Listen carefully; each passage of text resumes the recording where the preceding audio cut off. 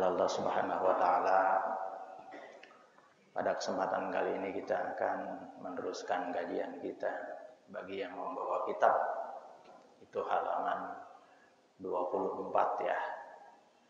Dalam bab At-Targhibu fil Azani wa Hikayatih, yaitu anjuran melantunkan azan. Bismillahirrahmanirrahim. Qala Allah Ta'ala: wa man ahsanu qawlan mimman da'a ila Allahi wa 'amila shalihan wa qala innani minal muslimin. Ini surah Fussilat ayat 33. Berfirman Allah Subhanahu wa taala, dan siapa yang lebih bagus, lebih baik ucapannya daripada orang yang mengajak, memanggil kepada Allah, ila tauhidillah, pada keesaan Allah, wa amila sholihan, dan berbuat baik, wa qala innani minal muslimin, dan dia berkata sesungguhnya aku dari golongan orang-orang yang muslim, yang berserah diri kepada Allah Subhanahu wa taala. Ini ucapan yang terbaik ya. Dan sifatnya ini universal. Jadi kalau Syekh Wahbah Az-Zuhaili itu menafsirkannya, kira-kira menerangkannya, ai ad-da'wah ila tauhidillah, mengajak kepada ketauhidan, yaitu mengesahkan Allah Subhanahu wa taala. Orang yang selalu mengajak kepada ketauhidan kepada Allah Subhanahu wa taala, inilah orang yang terbaik ucapannya di sisi Allah Subhanahu wa taala. Wa ta'atih, dan mengajak kepada taat kepada Allah dan Rasulnya tentunya. Sebab ada ucapan banyak, terutama di WA itu, Instagram, yang tidak mengajak taat kepada Allah Subhanahu wa taala, bahkan sebaliknya. Nah, ucapan orang-orang yang dicintai oleh Allah Subhanahu wa taala, di samping dia mengajak kepada tauhid kepada Allah Subhanahu wa taala, juga mengajak kepada taat kepada Allah dan Rasulnya. Kalau orang mengajak taat kepada Allah dan Rasulnya, udah pasti ini ucapan yang terbaik di sisi Allah Subhanahu wa taala. Wa ibadatih, dan mengajak pada ibadah kepada Allah Subhanahu wa taala, tidak lain. Tidak lain. Jadi kita ibadah hanya kepada Allah Subhanahu wa taala. Ucapan-ucapan yang mengajak kepada tauhid, kepada taat, kepada ibadah, ini ucapan yang paling sangat dicintai oleh Allah Subhanahu wa taala. 3 kategori inilah yang kemudian dikembangkan. Apakah maksudnya azan saja atau yang lainnya? Nah, ini masalahnya. Maka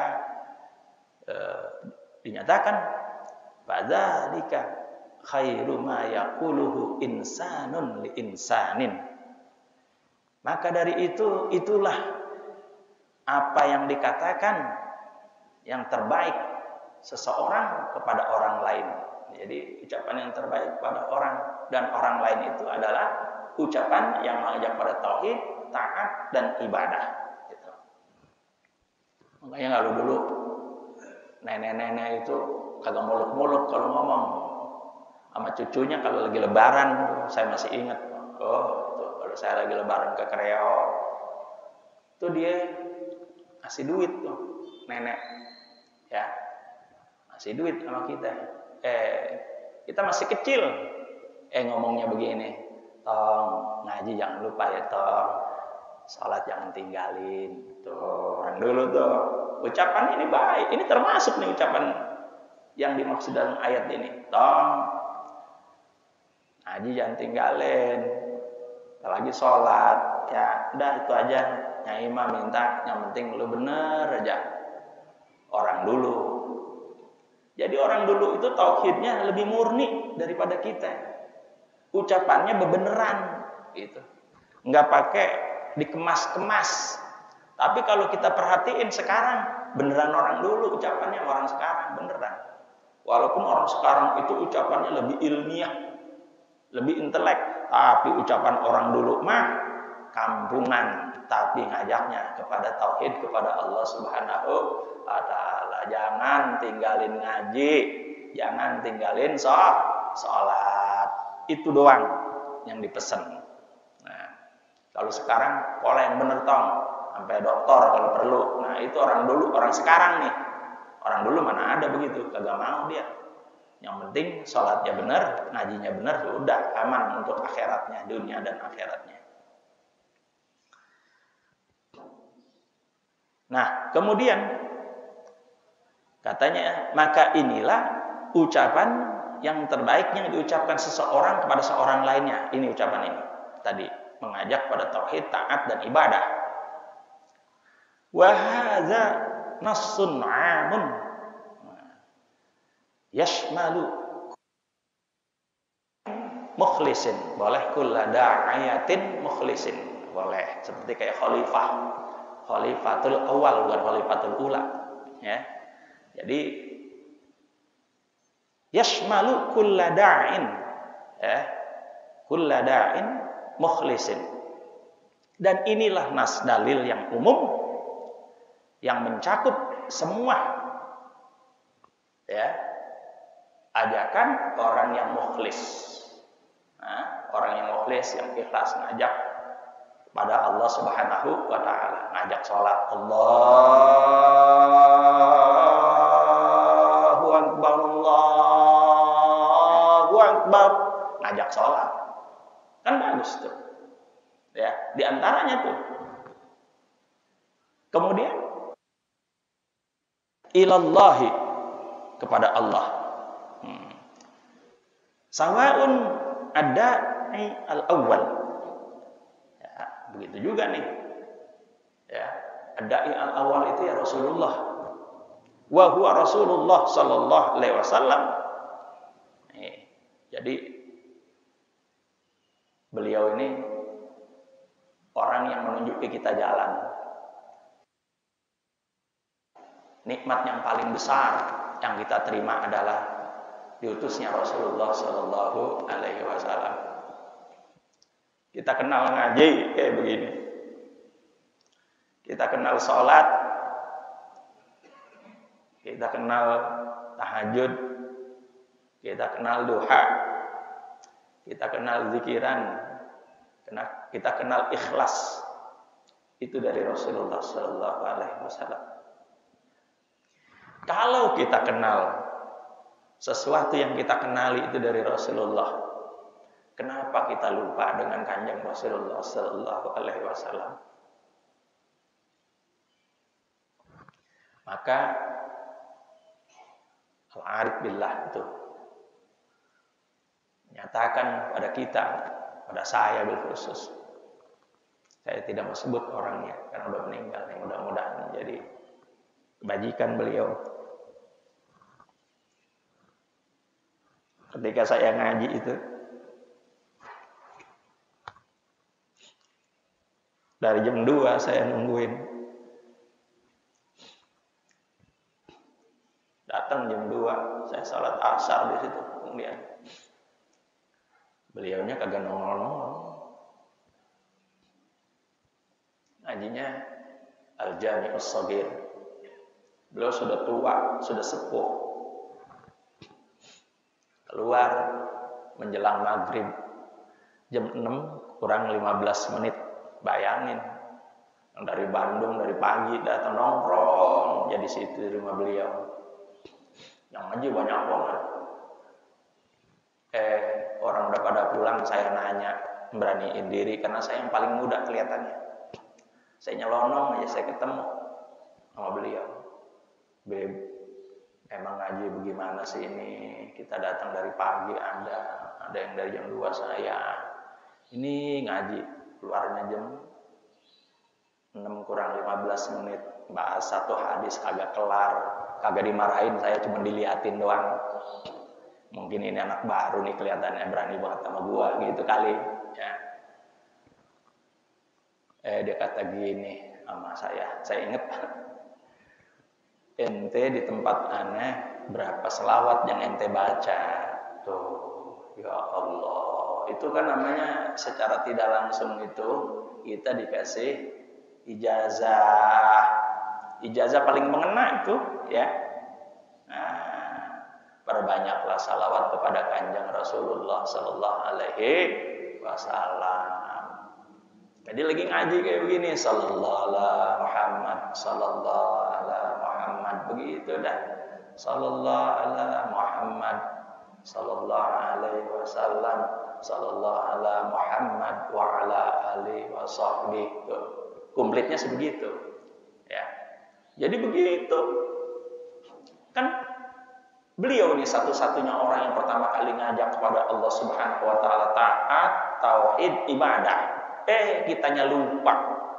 Padahal udah di tiap Jumat kita diingetin innallaha wa malaikatahu yusalluna 'alan nabi ya ayyuhalladzina amanu sallu 'alaihi wa sallimu taslima. Lagian kalau kita nyebut nama nabi pasti nyebut nama Allah.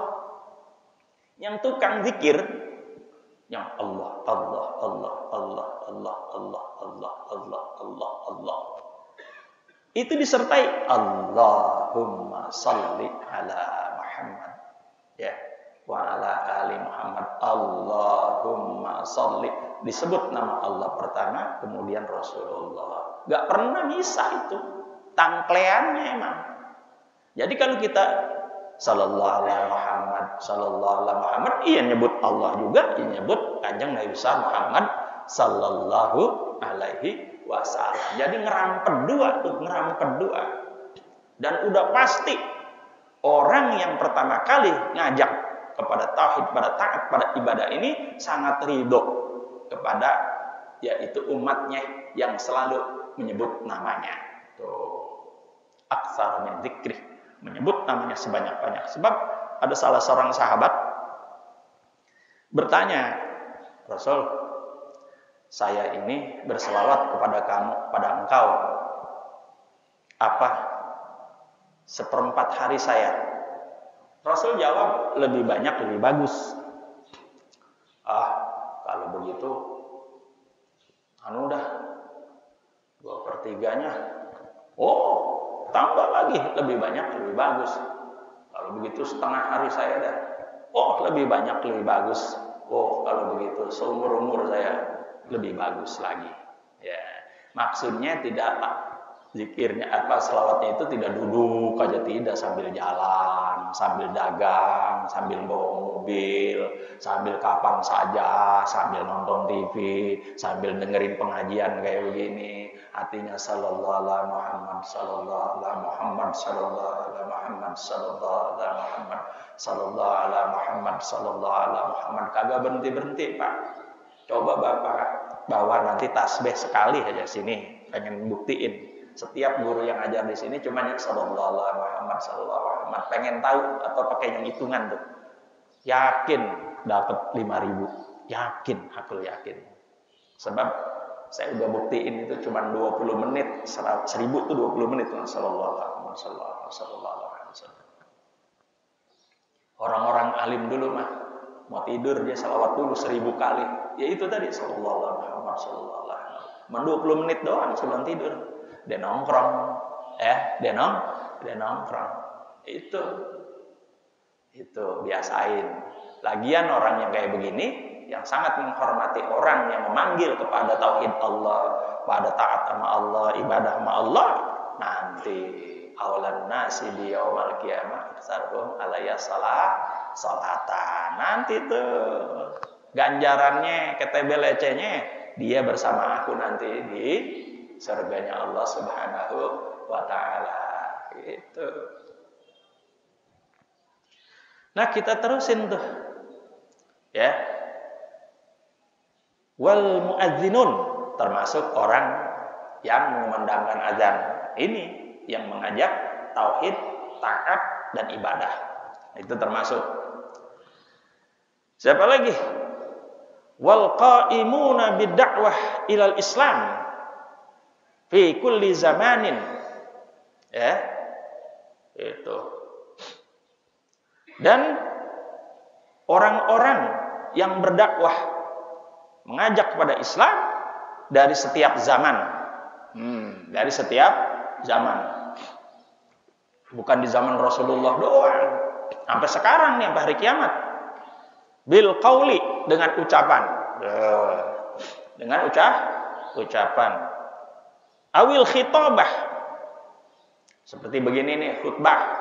Ya, menyampaikan yaitu tentang tauhid, taat, ibadah. Awil kitabah, atau orang yang nulis, para penulis. Kayak Syekh Wahbah Zuhaili itu kitabnya gede-gede. Itu beliau mengajak dakwah kepada Allah dengan melalui kitabnya, dengan melalui pengajiannya, dan lain sebagainya. Itu Syekh Wahbah Zuhaili di antaranya. Syafi'iyul madhab. Ini kebenaran, saya pernah ketemu sama orangnya. Ya, di blok A. Langsung diberi ijazah sama beliau semua yang kiai-kiai yang hadir pada waktu itu. Yang dipimpin waktu itu moderatornya adalah Profesor Mustafa Ali Yakub. Masih ada beliau waktu itu, masih cukup tahun yang lalu. Beliau masih gagah waktu itu. Ya, alhamdulillah. Nah, itulah dia. Orang-orang yang mengajak pada taat, tauhid pada Allah, ya, ibadah, di antaranya mereka-mereka itu.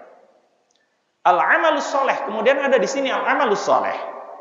Wa huwa ta'diyatu Allahu 'alal insan ma'ajtinabi ma harramahu alaihi. Amal soleh itu yaitu menunaikan apa yang diwajibkan Allah terhadap manusia, terhadap seseorang, dengan disertai menjauhi apa-apa yang diharamkan atasnya. Itu dia. Jadi menjalankan perintah, menjauhi larangannya. Tetapi ketika orang itu menjauhi perintah, mentaati perintah dan menjauhi larangannya, kemudian dia waqa' sayyi'at, sesekali jatuhlah dia kepada kekurangannya manusia namanya, ya. Nah, itu bisa diobati dengan sholat 5 waktu, antara waktu ke waktu. Itu menggugurkan dosa-dosa kita, dosa-dosa kecil kita. Makanya orang yang sholat 5 waktu, terutama dia jaga sholat berjamaah, orang kayak begini hidupnya aman, tentram di dunianya dan di akhiratnya, insya Allah. Karena apa? Karena dia sudah menjawab ajakan dai yang pertama. Siapa itu? Kanjeng Rasulullah sallallahu alaihi wasallam. Awwalu ma yuhasabu bil 'abdu yaumal qiyamah as-shalah. Je dengerin tuh. Je ikutin sunnah Rasulullah yang paling gede ini. Ya, je jaga 5 waktunya dengan salat berjamaah. Orang kayak begini, orang cinta Rasulullah sallallahu alaihi wasallam. Dan ditambah dengan banyak bersalawat kepada kanjeng Rasulullah sallallahu alaihi wasallam. Nah, kalau sudah begitu, maka kita akan menjadi hamba-hamba Allah, pengikut Rasulullah yang tenang, tentrem itu jadinya kita. Insya Allah. Kemudian wa qala sallallahu alaihi wasallam, idza adzana fi qaryatin ammanahallahu azza wa jalla min azabihi dzalikal yaum. Subhanallah. Itu katanya bersabda Rasulullah sallallahu alaihi wasallam, manakala muadzin mengumandangkan azan di suatu kampung, di suatu pelosok, di suatu desa, ammanahallahu azza wa jalla, maka Allah amankan tuh kampung itu, ya, dari azabnya pada hari itu. Tuh, jadi nih kampung kita nih banyak banget masjid, banyak banget musola, ya. Kalau udah dikomandangkan azan, setan pada ngibrit, betul. Nah itu, kecuali setan yang bentuknya manusia. Nah itu memang agak susah. Tapi kalau setan beneran dengar azan itu dia ngibrit. Maka dari itu kita ngibritnya ke masjid, dia ngibritnya jauh dari kita itu. Maka dari itu dijaga azan oleh Allah Subhanahu wa taala. Makanya subuh kalau udah dipanggil, saya sih yakin yang di sini sebelum subuh juga udah bangun ya, udah pada tekeran tuh, siap-siap pergi ke masjid, pakaian yang paling bagus dah. Pokoknya yang kita punya yang paling bagus kita pakai itu subuh ya, ngormatin. Ngormatin siapa? Dalam artian kita menjalankan yang terbaik gitu ya. Karena Rasulullah memakai pakaian yang terbaiknya kalau pergi ke masjid tuh. Ya, diambil tuh yang terbaik, pakai wangi-wangian. Yang ngikutin, emang kita mau ngikutin siapa kalau bukan ngikutin Rasulullah? Ngikutin gaya Rasul, walaupun enggak baru masih jauh, mau 1%, 2%, tapi kan ngikutin namanya. Paling enggak ntar udah tanya, lu ngikutin siapa tuh? Pagi-pagi udah pakai minyak wangi, pakai gamis, ya lu ngikutin junjungan Rasulullah. Masalahnya itu ikutnya berapa persen itu nomor 20, yang penting udah menjajal, mencoba, meniru, mengikuti junjungan Kanjeng Rasulullah sallallahu alaihi wasallam gitu. Jadi nggak ada salahnya. Emang kenapa kita benci sama Arab? Nggak boleh, orang Nabi kita orang Arab, mau dipisah kita sama Arab? Nggak bisa. Quran bahasa Arab. Jangan benci sama tradisi-tradisi baik.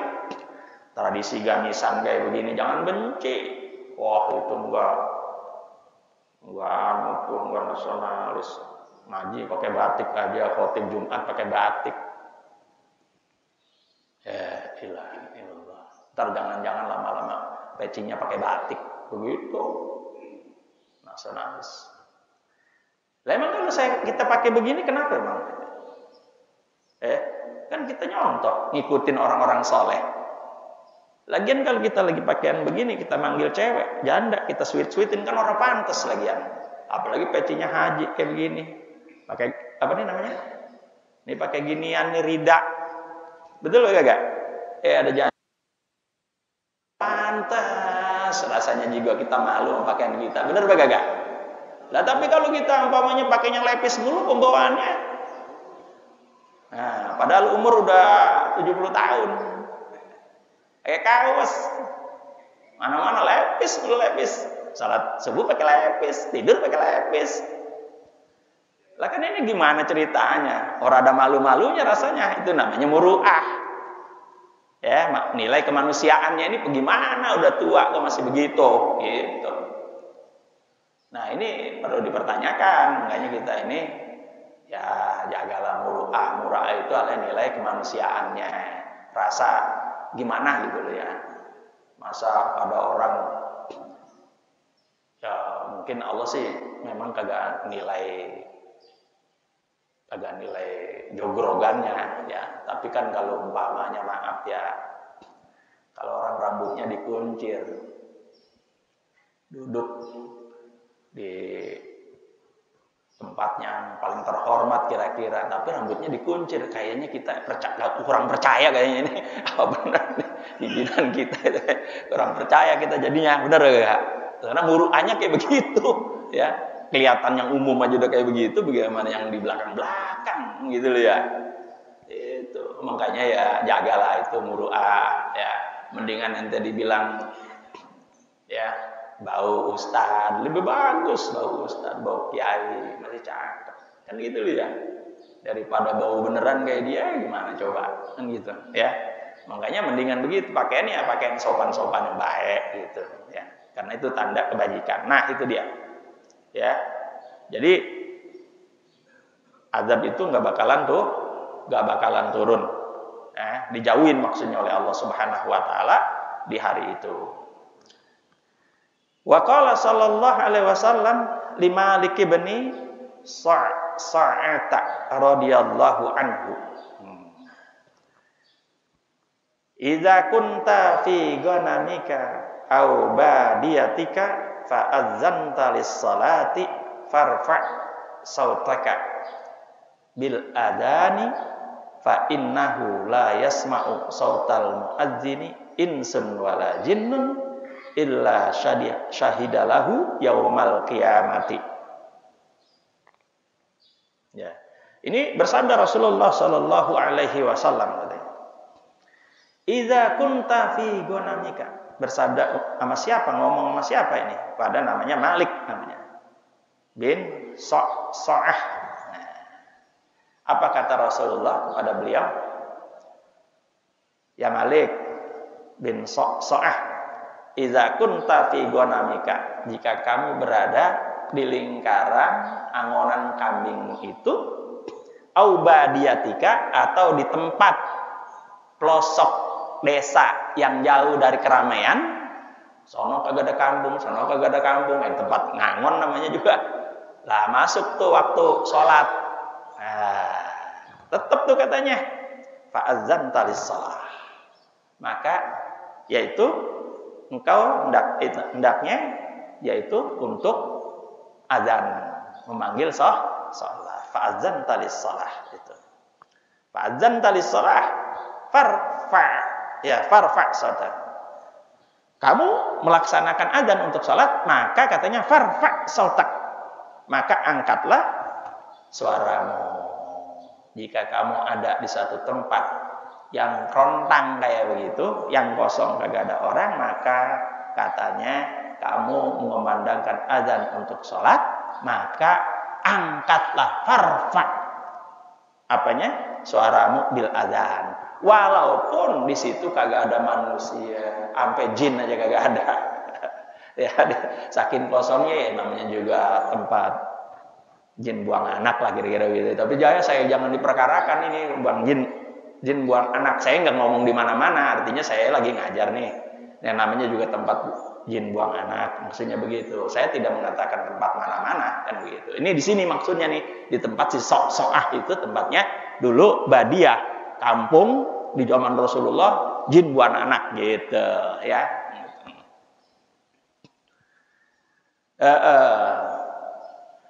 Itu apa katanya? Illa syahidalahu yaumal qiyamah, melainkan tuh azan akan menjadi saksi baginya di hari kiamat. Inilah si Malik Sa'ah, kata azan. Dulu dia telah mengumandangkan di tempat pengembalaan kambingnya dan di tempat yang tandus, yang rontang, yang jauh dari keramaian, di satu pelosok dia pernah mengumandangkan azan. Ya, makanya mengumandangkan azan itu yang enak suaranya ya. Jangan membuat orang bangun subuhnya jadi ketakutan ya, azan itu yang suaranya dipilih yang bagus, yang lantang, jangan yang ngempos Pak, jangan yang ngempos, yang udah ngempos mundur ya, walaupun suaranya enak tapi udah ngempos mundur, ganti yang masih muda-muda. Nah, itu yang suaranya enak, rasanya kita kalau dengar suara dia pengen buru-buru ke masjid, bukan malah pengen nambah tidur lagi. Itu mudah-mudahan ini pengajian. Nah, nanti setengahnya lagi kita hari ini akan datang. Walaupun sedikit bermanfaat untuk kita, sama-sama kita amalkan.